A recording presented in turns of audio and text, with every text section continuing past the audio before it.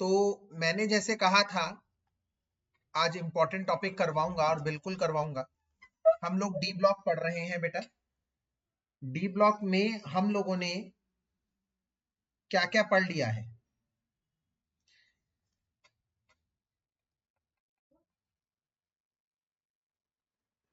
D block में हमने general trends के नाम पर दो अहम जनरल ट्रेंड करे हैं। पहला एटॉमिक साइज। आप लोगों को एक बार रिकॉल कर देता हूं, साइज में दो फैक्टर काम कर रहे थे। एक न्यूक्लियर चार्ज जो चाहता है साइज को डिक्रीज करना, और एक शील्डिंग इफेक्ट जो चाहता है साइज को इंक्रीज करना। दूसरा फैक्टर हमने पढ़ा कैटलिस्ट, कैटालिटिक प्रॉपर्टीज जो डी ब्लॉक में होती हैं।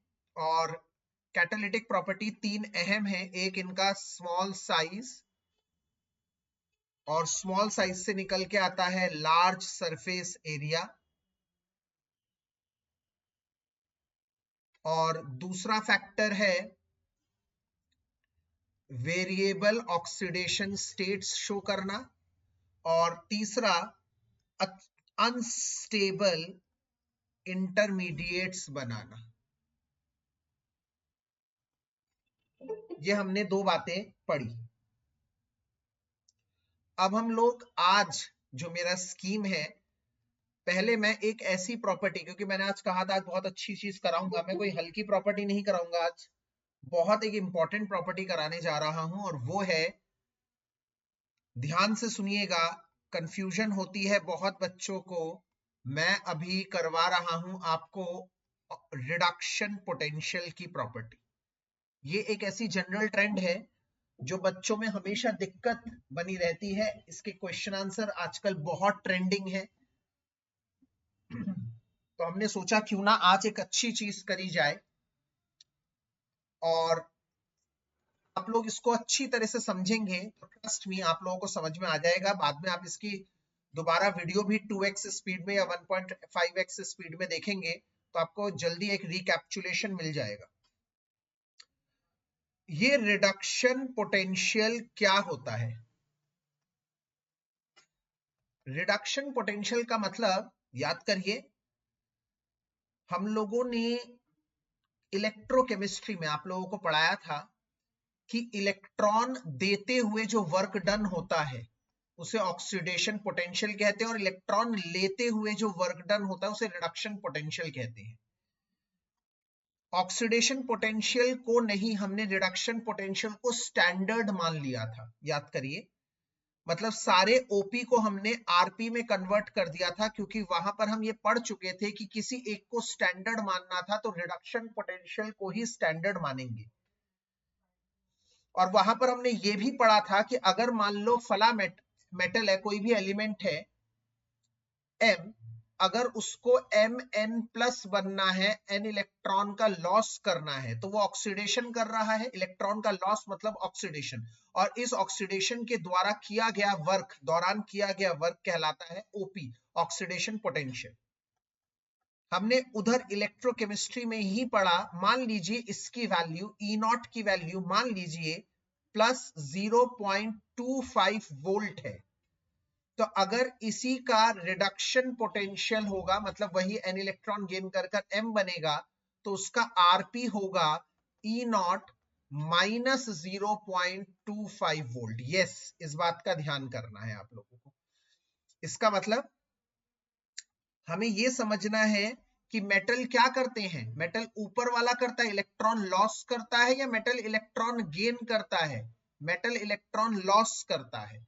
उनका ओपी होना चाहिए, बट ओपी को हम नहीं पढ़ते क्योंकि हम स्टैंडर्ड मान चुके हैं आरपी को। किसी को तो मानना था यार, हमने आरपी को स्टैंडर्ड मान लिया। तो अब मेटल तो इलेक्ट्रॉन गेन नहीं करते जनाब, तो आरपी कैसे होगा? तो उनका आरपी नेगेटिव वैल्यू होगा, नेगेटिव वैल्यू। तो हमेशा याद रखना, किसी का भी अगर रिडक्शन पोटेंशियल नेगेटिव है तो इसका मतलब वो पॉजिटिव था जिसको हमने नेगेटिव में कन्वर्ट किया है। मतलब वो ओपी था, मतलब वो मेटल था, मतलब वो इलेक्ट्रॉन लूज कर रहा था। हमने उसका रिवर्स किया है, उल्टा किया है। ये बहुत इंपॉर्टेंट है। मैं एक बार दोबारा बता देता हूं आप लोगों को, सारे मेटल इलेक्ट्रॉन देना पसंद करते हैं। इलेक्ट्रॉन देते हैं, ऑक्सीडेशन होता है, और जितना वर्क वो करता है उसके दौरान उसे ओपी, ऑक्सीडेशन पोटेंशियल कहते हैं। परंतु हम लोग रिडक्शन पोटेंशियल को स्टैंडर्ड मानते हैं। मतलब सपोज करो अगर Na प्लस, हम सबको पता है Na क्या बनना चाहता है, Na प्लस एक इलेक्ट्रॉन देना चाहता है। हमने अज्यूम कर लिया उसका ऑक्सीडेशन पोटेंशियल मान लो 2.3 वोल्ट है। तो अगर मैं उसका रिवर्स करूंगा, जो एक्चुअली में होता नहीं है, बट हम इसी को ही स्टैंडर्ड मानते हैं, क्योंकि ओपी और आरपी में से किसी एक को स्टैंडर्ड मानना था, हमने आरपी को स्टैंडर्ड मान लिया, तो हम इसको रिपोर्ट करेंगे -2.33 वोल्ट। इसका मतलब हम इसको पढ़ेंगे ही नहीं, हम हमेशा आरपी ही पढ़ेंगे। तो अब इस बात से आप लोग बात समझ लीजिएगा, जब भी नेगेटिव होगा, नेगेटिव का मतलब क्या है, नेगेटिव का मतलब उसका ओपी पॉजिटिव था, उसका ओपी पॉजिटिव था, बिल्कुल। इसका मतलब वो इलेक्ट्रॉन देना ही चाहता है। तो जब भी आप आरपी को नेगेटिव देख लें, तो आज की सबसे बड़ी बात, आरपी जब भी नेगेटिव में आ जाए तो बच्चों इसका मतलब है वो ओपी था जिसको माइनस में बदला है, माइनस करके बदला है। मतलब वो असलियत में इलेक्ट्रॉन देना पसंद करता है। तो आरपी नेगेटिव का मतलब ही आप समझ जाइए वो ओपी है, दरअसल वो इलेक्ट्रॉन लूज कर रहा है। और किसी का अगर आरपी पॉजिटिव है तो ये समझ लीजिए उसका ओपी क्या होगा बच्चों, नेगेटिव। मतलब वो इलेक्ट्रॉन देना पसंद नहीं करेगा, वो इलेक्ट्रॉन नहीं देगा। प्लस मतलब समझ रहे मेरी बात, यहां पर ओपी क्या हो जाएगा, नेगेटिव। ओपी नेगेटिव मतलब वो इलेक्ट्रॉन देना पसंद नहीं करेगा। ये बात आप लोग गांठ बांध लीजिए। तो इसका मतलब सिंपल सीधी सी बात है। अभी मैंने, अच्छा एक और बात भी बता देता हूँ, फिर तीनों बातों को रिवाइज करेंगे, ठीक है। क्या बात है, मान लीजिए ए इलेक्ट्रॉन दे रहा है, ए इलेक्ट्रॉन दे रहा है, अज्यूम कर लीजिए उसका ओपी है +1.6 वोल्ट। बी इलेक्ट्रॉन दे रहा है और उसका ओपी है +2.2 वोल्ट। इससे क्या पता लग रहा है, मैं आपको बताता हूं। जिसकी जितनी बड़ी पॉजिटिव वैल्यू, मैं ऐसा टॉपिक डिस्कस कर रहा हूं रिडक्शन पोटेंशियल, ट्रस्ट मी, मैं 100 बच्चे खड़े कर दूं तो 50 बच्चों को तो ये टॉपिक बिल्कुल भी नहीं आता। बाकी 50 में से शायद 30% बच्चा है जिनको ये टॉपिक थोड़ा बहुत आता है। तो अगर मैं कहूंगा ना 100 बच्चों में से 20 ही बच्चा होता है, 20% ही स्टूडेंट होता है जो रिडक्शन पोटेंशियल को अच्छी तरह से समझता है। और जब इसके क्वेश्चन आते हैं हम हर बार फंबल करते हैं, मतलब हर बार इसका आंसर नहीं दे पाते हैं। मैंने टीचर्स आप लोगों को आधे खड़े कर दूंगा जो रिडक्शन पोटेंशियल समझ ही नहीं पाते, तो समझाएंगे क्या बच्चों को। तो प्लीज आप मेरी बात बहुत ध्यान से सोचेंगे, सुनेंगे, तो आप कहेंगे यार वाकई में आसान टॉपिक था, बट हाँ थोड़ा पेचीदा था। अब इतना पेचीदा होना तो बनता ही है यार, क्लास 12 में कोई टॉपिक तो होना चाहिए ना ऐसा जो थोड़ा कहानी में ट्विस्ट लाए, तो वो यही टॉपिक है, समझ लीजिए। तो यहां पर मैंने दो मेटल लिए हैं ए और बी, एक का ओपी मैंने करा है 1.6 वोल्ट और दूसरे का ओपी है 2.2 वोल्ट। एक बात आप लोगों को बता दूं, जिसका जितना ज्यादा ओपी, मतलब उसकी ऑक्सीडेशन की टेंडेंसी ज्यादा, टेंडेंसी मोर, उसकी उतनी ज्यादा ऑक्सीडेशन की टेंडेंसी। ऑक्सीडेशन क्या होता है बच्चों, मतलब उतना ही इलेक्ट्रॉन लूज करने की टेंडेंसी उसकी ज्यादा। तो इसका मतलब अगर मैं ये कहता हूं कल को कि ए का ओपी है, यहां पर सब ओपी लिख रहा हूं, ए का ओपी है 1 वोल्ट, बी का ओपी है 1.5 वोल्ट, सी का ओपी है 2 वोल्ट। तो इससे हमें क्या पता लग रहा है, सबसे ज्यादा रिएक्टिव मेटल कौन है, सर सी है सबसे ज्यादा रिएक्टिव मेटल। क्यों, क्योंकि सबसे ज्यादा ओपी इसी का है। और आपने अभी अभी बताया जिसका ओपी ज्यादा होता है उसके ऑक्सीडेशन की टेंडेंसी ज्यादा होती है। ऑक्सीडेशन की टेंडेंसी ज्यादा का मतलब है इलेक्ट्रॉन लॉस करने की टेंडेंसी, और जो इलेक्ट्रॉन जल्दी लॉस कर देता है वही ज्यादा रिएक्टिव मेटल होता है। इसका मतलब सर जिसका जितना ज्यादा पॉजिटिव ओपी वो उतना रिएक्टिव मेटल, मतलब सी सबसे जल्दी इलेक्ट्रॉन लूज कर कर सी प्लस या C2+ जो भी है वो बनना चाहता है, ठीक है। परंतु हम लोग तो यहाँ ओपी पढ़ेंगे ही नहीं, याद है ना, हम क्या पढ़ेंगे, आरपी। तो अब आप मुझे बताइए, जब मैं इस आरपी के डेटा को काट देता हूं आपकी जिंदगी से और ए के सामने लिखता हूं, ए का आरपी है बच्चों -1 वोल्ट, बी का है -1.5 वोल्ट और सी का है -2 वोल्ट। तो अब आप मुझे बताइए इनमें से सबसे ज्यादा रिएक्टिव कौन है? सर जिसकी माइनस में वैल्यू सबसे बड़ी है वही। ये नंबर लाइन वाला मत देखना है, नंबर लाइन मतलब ऐसे जैसे हमने बचपन में पढ़ा था ना, -2, जितना माइनस में बड़ा होता रहेगा उतनी वैल्यू छोटी होती रहेगी, वो वाला सिस्टम नहीं है, इधर सिंपल माइनस में जिसकी वैल्यू बढ़ी इसका मतलब उसका प्लस में उतना ही बड़ा वैल्यू था। तो यहां पर अगर हम लोगों को -2 वोल्ट दिख रहा है तो इसका मतलब उसका ओपी इन तीनों में सबसे ज्यादा माइनस क्या मैग्नीट्यूड इसमें सी में, तो इसका मतलब इसी का सी का ही ओपी सबसे ज्यादा हुआ करता था। इसका मतलब जिसका जितना ज्यादा नेगेटिव वैल्यू उसका उतना ज्यादा इलेक्ट्रॉन लूज करने की टेंडेंसी, ये आज की सबसे बड़ी बात है, यही मैं लिख रहा हूं जो सबसे इंपॉर्टेंट बात है। क्या? Greater negative RP means greater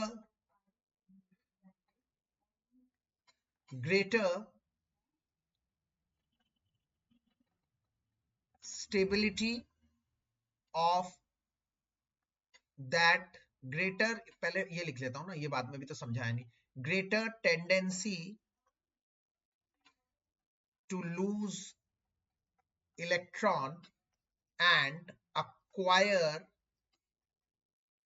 that oxidation state। अब ये नया ट्विस्ट आ गया बच्चों, इट मीन्स, ये अभी नहीं समझाया, ये समझाऊंगा। Greater RP means greater stability of that OS। ये मतलब क्या है सर, ध्यान से समझिए। ए मान लीजिए एक इलेक्ट्रॉन दे, n इलेक्ट्रॉन दे रहा है और उसके बाद उसका ओपी है +2 वोल्ट, पर वहीं पर ए अगर x इलेक्ट्रॉन दे, मतलब मैंने कुछ भी मान लिया है, यहां पर कुछ भी है a और x, या इसको मान लो y, थोड़ा सा आसान होगा, y इलेक्ट्रॉन देगा तो उसका ओपी है +2.5 वोल्ट। अब मैंने ओपी तो लिखना ही नहीं है, अब मैं ओपी लिखूंगा ही नहीं, काट देता हूं। मैं लिखता हूं इसका आरपी है -2 वोल्ट, इसका आरपी है -2.5 वोल्ट। आपको मेरे क्वेश्चन का जवाब देना है और वो ये है कि ए वाई प्लस ज्यादा स्टेबल है या ए एक्स प्लस, कौन ज्यादा स्टेबल है, ए एक्स प्लस या ए वाई प्लस? जो बच्चा ये सोच रहा है इस क्वेश्चन का आंसर कैसे देंगे, वो अभी टॉपिक को समझ नहीं पाया, दोबारा समझिए। ए ने वाई इलेक्ट्रॉन दिए और वाई इलेक्ट्रॉन देने के बाद वाई प्लस बन गया। ए ने एक्स इलेक्ट्रॉन अगर दिए और एक्स प्लस अगर बना तो अलग अलग पोटेंशियल है। तो देखो इस क्वेश्चन का आंसर कैसे दे सकते हैं सर, जिसका पोटेंशियल जितना ज्यादा नेगेटिव आपने समझाया है वो प्रोसेस उतना ज्यादा होगा, मतलब वो उतनी ज्यादा जल्दी से दे देगा, जल्दी उतना इलेक्ट्रॉन जल्दी से देगा। मतलब ए, एक बात क्लियर है कि ज्यादा नेगेटिव ये है तो ए एक्स इलेक्ट्रॉन ज्यादा आसानी से दे रहा है, ज्यादा टेंडेंसी है एक्स इलेक्ट्रॉन देने की। और ज्यादा एक्स इलेक्ट्रॉन देने की टेंडेंसी क्यों होगी, क्योंकि एक्स इलेक्ट्रॉन देने के बाद जो वो ए एक्स प्लस बन रहा होगा वो ज्यादा स्टेबल होगा, मोर स्टेबल, इसीलिए तो वो इलेक्ट्रॉन देना पसंद करेगा। ठीक है, अब एक रियल लाइफ में एग्जांपल बताता हूं, पहले तो इस लाइन को मैं अंडरलाइन कर देता हूं क्योंकि बहुत ज्यादा इंपॉर्टेंट है कि रियल लाइफ में एग्जांपल देता हूं तुम लोगों को। Mn है, ठीक है, Mn का एटॉमिक नंबर है 25, इसका कॉन्फ़िगरेशन है, बच्चों ध्यान से देखते रहिएगा, बहुत अच्छा टॉपिक, बहुत अच्छा क्वेश्चन बता रहा हूं, ये 2023 में आ चुका है पेपर में। Mn का कॉन्फ़िगरेशन क्या है? 3d5 4s2। कल को मैं कहता हूं Mn 2+ बनना चाहे तो 4s के दोनों इलेक्ट्रॉन चले जाएंगे, ठीक है। अब आप मुझे एक बात बताएं, सिंपल सीधा सा क्वेश्चन, Mn क्या Mn 2+ बनना चाहेगा, यस और नो? अगर आप समझते हैं सर, इस क्वेश्चन का आंसर हम कैसे देंगे?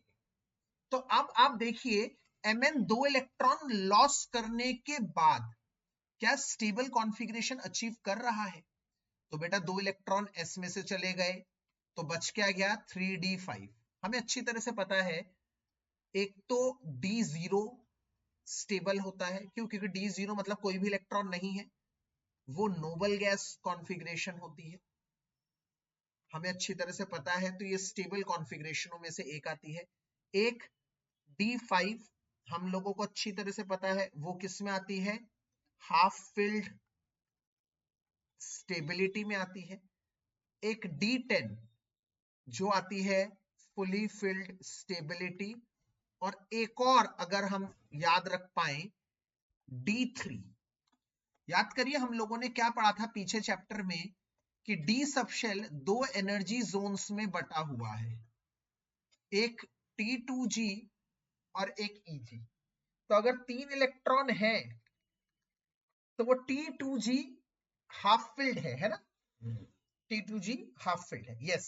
तो D में अगर 3 इलेक्ट्रॉन है तो वो भी स्टेबल माना जाता है, T2G हाफ फिल्ड स्टेबिलिटी। तो नोट क्या लिख रहा हूं? These are the most stable configurations। तो हमेशा ये देखा करो, अगर कोई इलेक्ट्रॉन लूज करके, क्या d0 बन रहा है, क्या d5 बन रहा है, क्या d10 बन रहा है, क्या d3 बन रहा है? अगर कोई एलिमेंट इलेक्ट्रॉन लूज कर इन चारों में से कोई कॉन्फ़िगरेशन अचीव कर रहा है, इसका मतलब वो एलिमेंट इलेक्ट्रॉन जल्दी दे देगा, क्योंकि हर कोई चाहता है स्टेबल होना, हर कोई चाहता है स्टेबल होना। तो अगर कोई एलिमेंट इलेक्ट्रॉन देने के बाद इनमें से कोई कॉन्फ़िगरेशन अचीव करता है तो वो इलेक्ट्रॉन जल्दी दे देगा। और इलेक्ट्रॉन जल्दी क्यों देगा? क्योंकि वो स्टेबल बन रहा है। देखिए तीनों चीजें जुड़ी हुई हैं। इलेक्ट्रॉन जल्दी देगा क्यों? क्योंकि वो स्टेबल बन रहा है। और इलेक्ट्रॉन जल्दी देगा इसलिए उसका आरपी कैसा होगा? आरपी ज्यादा नेगेटिव होगा। यही मैंने आपको पढ़ाया है, आरपी ज्यादा नेगेटिव होगा, आरपी ज्यादा नेगेटिव होगा। तो इसका मतलब ये तीन बातें एक दूसरे से जुड़ी हुई हैं। क्या? सबसे पहले इलेक्ट्रॉन लूज कौन करेगा? इलेक्ट्रॉन लूज जल्दी होगा, जल्दी होगा कब? जब वो स्टेबल स्पीशीज अचीव करेगा। स्टेबल स्पीशीज मतलब D0, D3, D5, D10। और ये होगा तो क्या होगा? ये होगा तो ग्रेटर नेगेटिव आरपी होगा। ठीक है, ये तीन एक हायरार्की बनी है। उल्टा भी हो सकता है, अगर किसी की ग्रेटर नेगेटिव आरपी है तो इसका मतलब क्या है? वो स्टेबल कॉन्फ़िगरेशन अचीव कर रहा है। इसका मतलब क्या है? वो इलेक्ट्रॉन जल्दी दे रहा है, जल्दी देगा वो इलेक्ट्रॉन। ये तीनों एक दूसरे से जुड़े हुए हैं, समझ जाओ।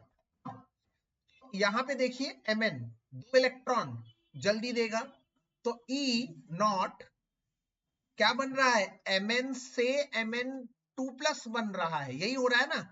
और ये जल्दी होगा, क्यों जल्दी होगा? क्योंकि वो 3d5 half filled stability achieve कर रहा है,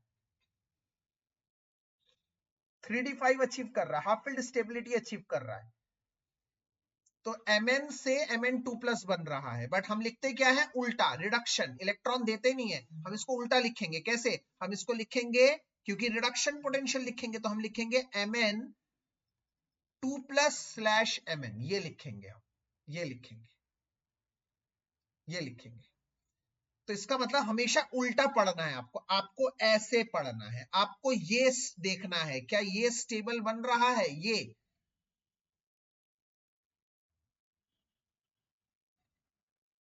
स्टेबल बन रहा है क्या, आपको ये चेक करना है। तो ये होगा negative, greater negative, greater negative होगा। क्यों, क्योंकि वो स्टेबल स्पीशीज अचीव कर रहा है। ठीक है, एक और एग्जांपल देता हूं, ध्यान से समझिए।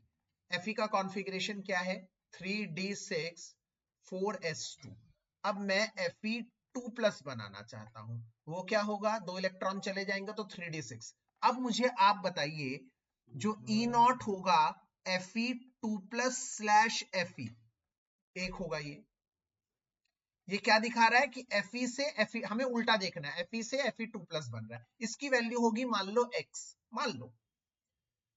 फिर वो Fe3+ बनता है, एक और इलेक्ट्रॉन दे देता है, एक और इलेक्ट्रॉन दे देगा तो क्या बन जाएगा, 3d6 से एक इलेक्ट्रॉन चला जाएगा, 3d5 बन जाएगा।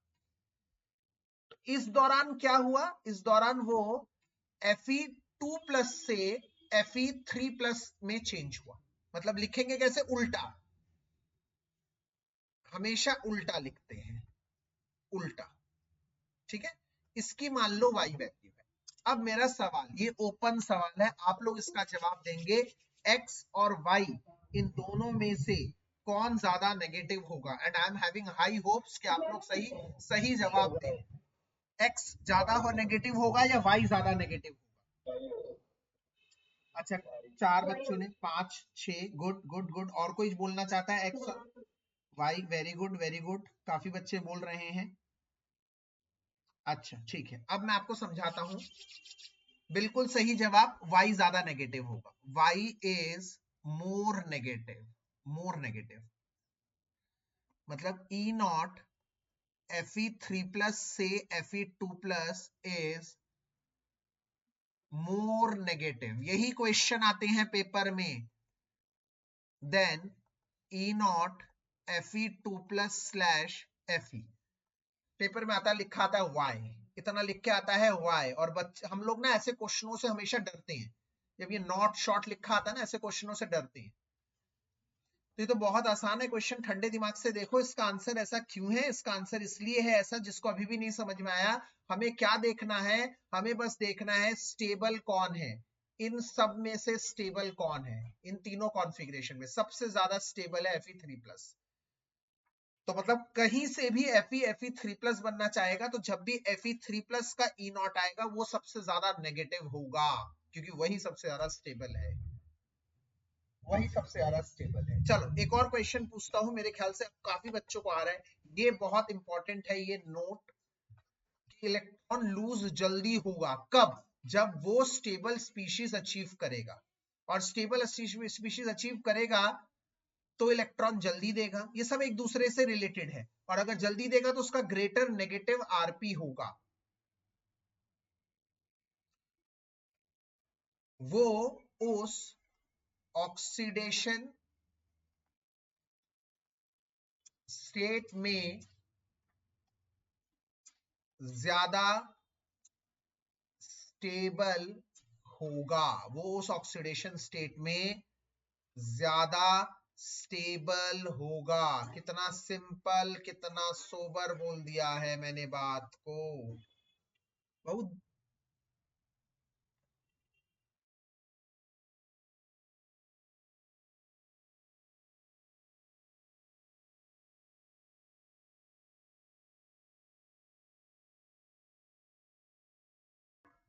इस बात को ध्यान से समझिएगा, ठीक है। अच्छा एक और क्वेश्चन देते हैं, देखते हैं ये कौन ये पिक करता है क्वेश्चन। E0 स्कैंडियम 3+, स्कैंडियम 2+, और E0 स्कैंडियम 2+/स्कैंडियम, इन दोनों में से ज्यादा नेगेटिव मोर नेगेटिव कौन होगा? अच्छा, काफी बच्चों ने थोड़ा जल्दी स्पॉट ऑन कर लिया। एक बार देखते हैं इस क्वेश्चन, ऐसा क्वेश्चन आ जाए अगर हम, एक बात मान के चलो ऐसा क्वेश्चन आ जाए ना, हम हमेशा कंफ्यूज होते हैं, आपको बिल्कुल नहीं कंफ्यूज होना। अब एक बात को समझ लेना, सर ने बताया ये क्वेश्चन बहुत आसान होने वाला है भाई। तो इसमें क्या क्या है कि स्कैंडियम 3+ है, स्कैंडियम 2+ है और स्कैंडियम है, टोटल 3 चीजें। तो आप सॉल्यूशन लिखकर स्कैंडियम की कॉन्फ़िगरेशन लिखिए 3d1 4s2, स्कैंडियम 2+, 2 इलेक्ट्रॉन निकाल दीजिए 3d1, और एक और इलेक्ट्रॉन निकाल दीजिए 3d0। अब आपको याद आएगा सर ने तो एक रामबाण इलाज बता दिया। भैया स्टेबिलिटी कहाँ है सर? इन चारों में। मैंने आज की कहा था पहले ही, आज की क्लास बहुत इंपॉर्टेंट होने वाली है। ये चीज हम लोग जो मैं बता रहा हूं आपको, इतना कैप्सूल, इतना इंपॉर्टेंट चीज, ये डेली क्लासेस में बताया ही नहीं जाता, ना स्कूल्स में बताया जाता है। बहुत सरल करके इस चीज को मैं आप लोगों को बता रहा हूं। तो यहां पर क्या चीज है कि सर अगर इनमें से कोई कॉन्फ़िगरेशन आ जाए, कौन में से? D0, D3, D5, D10, अगर इनमें से कोई भी कॉन्फ़िगरेशन आ जाए सर, हमें कुछ नहीं देखना, हमें लिख देना है वो ज्यादा नेगेटिव है। सर इसका मतलब ये सबसे ज्यादा स्टेबल है, मोस्ट स्टेबल। तो देख लो आप, कहीं से कोई भी है और ये बनना चाह रहा है तो वो ज्यादा स्टेबल होगा, बात खत्म। तो हम देखते कैसे? उल्टा, मैंने आपको सिखाया है उल्टा देखना है, ठीक है? ई नॉट के पास वाला देखना होता है। तो ये ज्यादा स्टेबल है, ये ज्यादा नेगेटिव होगा, मोर नेगेटिव होगा, ठीक है? अब अगर मैं आप लोगों को ये बताऊं कि ग्रुप 3D सीरीज, किसी को याद है 3D सीरीज?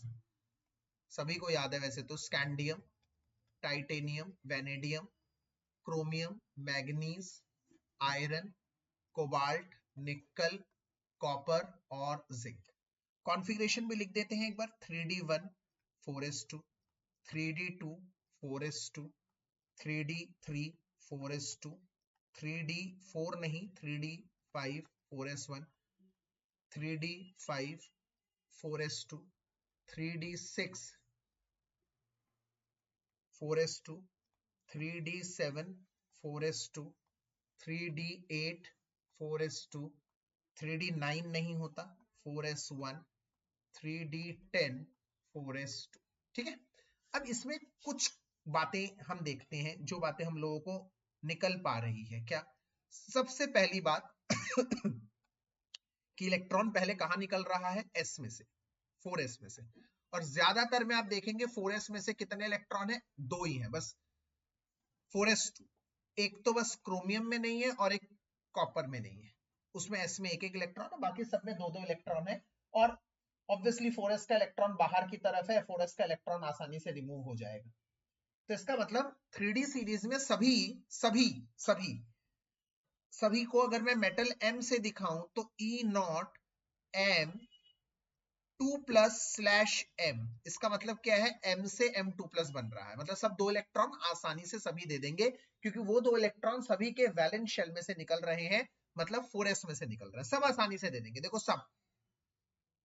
दिक्कत कहां कहां आएगी मैं बता रहा हूं, दिक्कत आएगी स्कैंडियम में। ये 2 इलेक्ट्रॉन देने के बाद सोचेगा यार 3D में एक ही इलेक्ट्रॉन रह गया, वो भी चला जाता तो 3D 0 हो जाता, नोबल गैस बन जाता। नहीं, ऐसे दे तो देगा पर ये सोचेगा जरूर। क्रोमियम 2 इलेक्ट्रॉन देगा, s में से एक चला जाएगा, एक d में से हाफ फील्ड में से चला जाएगा, ये थोड़ा सोचेगा।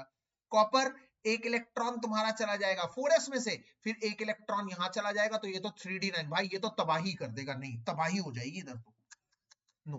तो मैंने जिनमें क्रॉस मारे हैं उनमें स्कैंडियम में ऐसी कोई तबाही नहीं हो रही,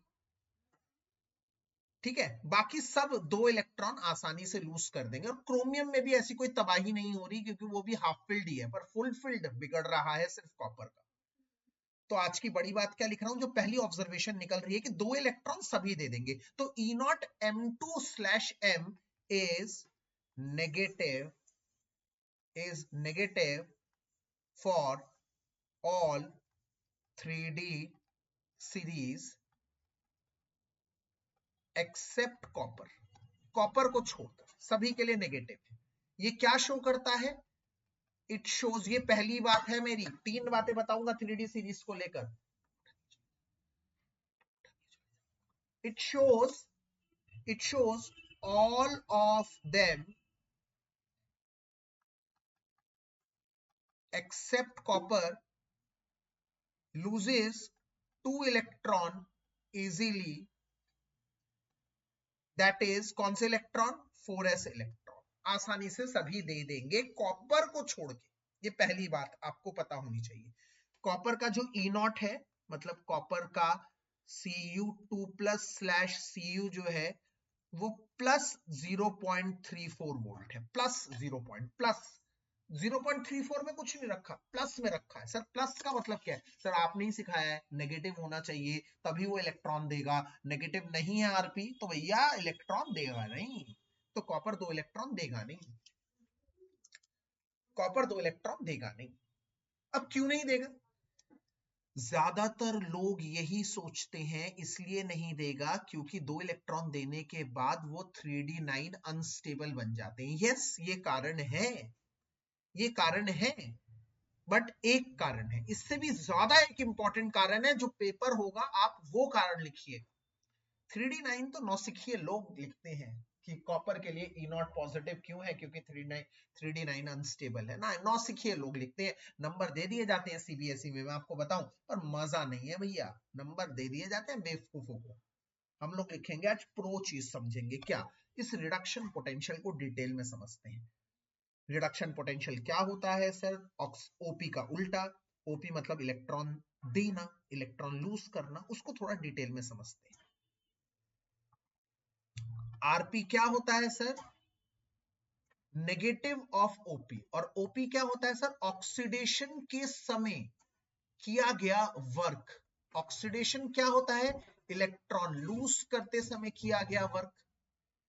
तो इलेक्ट्रॉन लूज करना, कुछ कुछ 11th की बात याद करिए तो सर इलेक्ट्रॉन लूज करना मतलब क्या आप आयोनाइजेशन एंथैल्पी की बात कर रहे हैं? क्योंकि इलेक्ट्रॉन लूज करना तो आयोनाइजेशन एंथैल्पी में होता था। मैंने कहा हाँ, यस, इलेक्ट्रॉन लूज करना, मैंने कहा सही पकड़े भैया, इलेक्ट्रॉन लूज करना। इलेक्ट्रॉन लूज करना मतलब ऑक्सीडेशन, ऑक्सीडेशन मतलब ऑक्सीडेशन पोटेंशियल, और उसी का नेगेटिव होगा तो आरपी होगा। तो कहीं ना कहीं आरपी का मतलब इलेक्ट्रॉन लूज करना, या आरपी का मतलब इलेक्ट्रॉन आयनाइजेशन एंथैल्पी ही है, बट सिर्फ आयनाइजेशन एंथैल्पी नहीं है। तुम कहोगे क्यों सर? हमें तो ये क्लियर, जो आपने ये साइकिल बताई है, इस साइकिल से तो ये बहुत क्लियर लग रहा है पता। यस, बट आयनाइजेशन एंथैल्पी की डेफिनेशन एक बार रिकॉल करो, 11th क्लास में से आपने क्या पढ़ा था? बच्चों आपने ये पढ़ा था आयनाइजेशन एंथैल्पी का मतलब कि सर इलेक्ट्रॉन लूज करते समय कितना काम किया गया। तुम कहोगे यही तो है, और है ही क्या? नहीं, आयनाइजेशन एंथैल्पी में 2 स्पेशल क्लॉजेस थे, मतलब क्लॉजेस मतलब क्या बताऊं, 2 स्पेशल कंडीशन थी। क्या? कि वो एलिमेंट होना चाहिए किसमें, याद करिए, गैशियस स्टेट में, गैशियस स्टेट में, और किसी मीडियम के अंदर इलेक्ट्रॉन लॉस होता है। इलेक्ट्रॉन हवा में लूज नहीं होता, मीडियम के अंदर होता। और जब केमिस्ट्री में मीडियम बोला जाता है और कुछ मीडियम बोला नहीं जाता, बाय डिफॉल्ट हम कौन सा लेते हैं? कोई मुझे बताएगा कौन सा मीडियम बाय डिफॉल्ट लेते हैं हम? Yes, H2, yes, aqueous water. इसका मतलब सर कहानी में थोड़ा थोड़ा ट्विस्ट आ रहा है। मैंने कहा क्या? तुमने कहा सर गैशियस स्टेट में होना चाहिए, किसी मीडियम में इलेक्ट्रॉन लूज करना चाहिए। मैंने कहा हाँ यार, ये तो सही बात है, तभी वो ऑक्सीडेशन पोटेंशियल कहलाएगा। मैंने कहा हाँ। तो तुमने कहा सर एक बात बताओ, डी ब्लॉक के मेटल गैशियस स्टेट में तो होते ही नहीं है सर।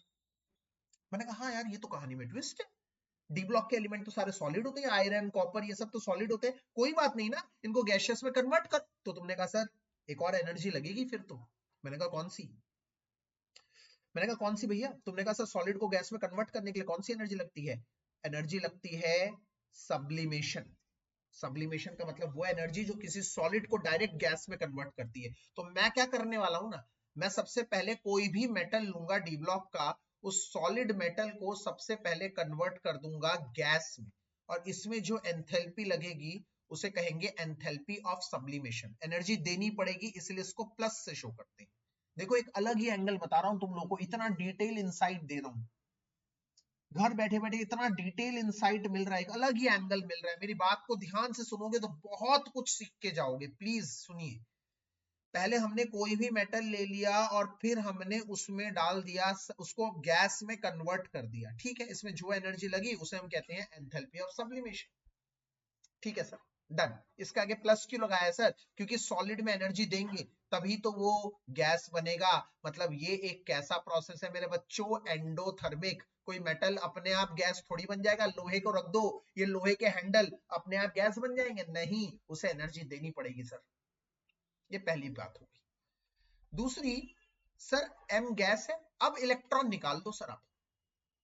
अब आप इलेक्ट्रॉन निकाल दो। अच्छा एक काम करो, एन इलेक्ट्रॉन निकालो उसमें से। एन मतलब कुछ भी, 1 2 3। अच्छा कई लोग सोचते हैं ये Mn प्लस ना मैग्नीज है। अरे यार मैग्नीज Mn ऐसे लिखा जाता है, ये n पावर में है। वो सोचते हैं सर गलती से ऊपर लिख दिया आपने, ये सोचते हैं ये है। अबे यार ये मैग्नीज प्लस है, मतलब मैग्नीज एक इलेक्ट्रॉन दे रहा है, और उसका मतलब कोई मेटल M है जो n इलेक्ट्रॉन दे रहा है। n मतलब कुछ भी इलेक्ट्रॉन दे रहा है, 1 है 2 है 3 है। तो जब वो n इलेक्ट्रॉन निकालेगा सर, इसे क्या कहेंगे? मैंने कहा इसे तो आयनाइजेशन एंथैल्पी कहते हैं, क्योंकि वो गैस है और गैस जब दे रहा है तो ये तो आयनाइजेशन एंथैल्पी है। ये कैसी होगी? ये भी प्लस होगी सर। सर ये भी एंडो होगी, बिल्कुल एनर्जी दूंगा तभी तो इलेक्ट्रॉन देगा। अब आता है कहानी में ट्विस्ट। क्या? ये Mn प्लस जब पानी में डाला जाता है, वाटर में डाला जाता है, लिक्विड में, तो वो बनता है Mn प्लस का एक्वस। एक्वस। अब देखो जैसे Mn प्लस गया ना पानी के अंदर, समझा मैंने मेरी बात? बच्चों बड़ी इंपॉर्टेंट चीज समझा रहा हूं, ध्यान से समझना। जैसे ही Mn प्लस पानी के अंदर गया, पानी ऐसे है, पानी ऐसे है, देखो ठीक है, पानी ऐसे है, तो पानी का नेगेटिव मतलब ऑक्सीजन वाला हेड उसके तरफ आ गया। ऐसे सारे पानी के नेगेटिव हेड उस प्लस के पास आ जाते हैं, और क्या करते हैं? उसके साथ प्लस माइनस का एक नया बॉन्ड बनता है, इंट्रैक्शन बनता है। ऐसे हर Mn प्लस के पास, हर Mn प्लस के पास सारे नेगेटिव वाटर मॉलिक्यूल उसे घेर लेते हैं और उसके साथ नए इंट्रैक्शन करते हैं, और उसमें से जब नए बॉन्ड बनते हैं, आपको पता है ना एनर्जी रिलीज होती है, यस, तो इनमें से एनर्जी रिलीज होती है। इसी एनर्जी को मेरे बच्चों कहते हैं हाइड्रेशन एंथैल्पी। इसे क्यों कहते हैं? Hydration enthalpy. और ये नेगेटिव होगा, मतलब एक्सोथर्मिक एनर्जी रिलीज होगी, जब करके एनर्जी रिलीज होगी, निकलती है एनर्जी यहां पर। अगर मैं इन तीनों को जोड़ दूं तो मैं कहूंगा सर इन तीनों स्टेप्स में हुआ है इलेक्ट्रॉन देना, मेटल का इलेक्ट्रॉन देना इन तीनों स्टेप में हुआ है। स्टेप 1 में सॉलिड को गैस में बदला, फिर इलेक्ट्रॉन दिया, फिर वो मीडियम में आया, मतलब कंप्लीट ट्रायोलॉजी ये है। तो अगर मैं इन तीनों को जोड़ू तो एम गैस से एम गैस कट गया, Mn प्लस से Mn प्लस कट गया। ध्यान से मेरी बात सुनिए। तो रह क्या गया इधर? M सॉलिड, मतलब M सॉलिड लिया और उसको डाल दिया H2O लिक्विड में, और H2O लिक्विड डालने के बाद हमें फाइनल आउटपुट क्या मिला? हमें मिला Mn प्लस एक्वस पानी के अंदर, और उसने दिए n इलेक्ट्रॉन का लॉस। ठीक है सर, ये समझ में आ गया। और सर इसी तीनों एनर्जी को जब सम करूंगा तो उसको कहूंगा आरपी। तो आरपी किस किस का सम है? एक है डेल्टा एच सब्लिमेशन का, प्लस एक है आयोनाइजेशन एंथैल्पी का, प्लस एक है हाइड्रेशन एंथैल्पी।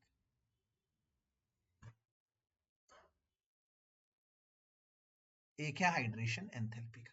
अब एक कमाल की बात सुनिए जरा, ठीक है, इन तीनों का सम। कमाल की बात यह है कि सर एक बात बताइए, ये क्या है? अपने आप में प्लस है, ये चीज पॉजिटिव है, एंडो। सर ये क्या है? Positive, endo. सिर्फ ये एक लौता नेगेटिव है, ये एक लौता नेगेटिव। इसका मतलब कहानी में ट्विस्ट ये है कि ये दोनों है पॉजिटिव और ये अकेला है नेगेटिव। इसका मतलब पूरी वैल्यू हमने क्या सीखी है पीछे? स्टेबल कौन होगा? कौन होगा स्टेबल? दोबारा बता दो। जितना ज्यादा नेगेटिव आरपी होगा।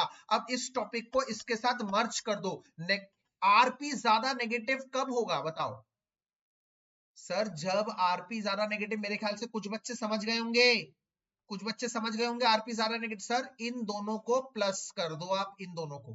मैंने कहा ठीक है, इन दोनों को प्लस करके ना जो आएगा, अगर उससे ज्यादा नेगेटिव ये आया, उससे अकेला ये है, अकेला ये, अगर हाइड्रेशन एंथैल्पी उससे ज्यादा है, ज्यादा नेगेटिव है, तो ओवरऑल आरपी क्या आ जाएगा? नेगेटिव आएगा।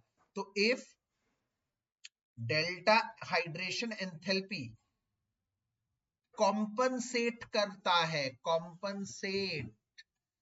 कॉम्पनसेट कर देता है किसको? सब्लिमेशन को और आयोनाइजेशन दोनों को कॉम्पनसेट कर देता है, इतनी नेगेटिव वैल्यू है अगर उसकी, then RP will be negative. और अगर वो नहीं कर पाता, अगर नहीं कर पाता कॉम्पनसेट, तो आरपी नेगेटिव नहीं होगा। मतलब आरपी का नेगेटिव होना किस पे निर्भर कर रहा है मेरे बच्चों? आरपी का नेगेटिव होना इस पे नेगेटिव निर्भर कर रहा है। तो आज की बड़ी बात इधर लिख देता हूं मैं, इधर बहुत देखो कि उससे क्या लिख रहा हूं,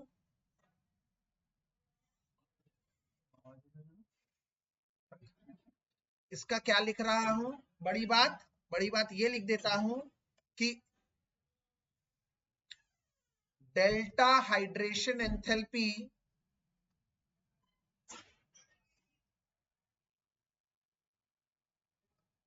is more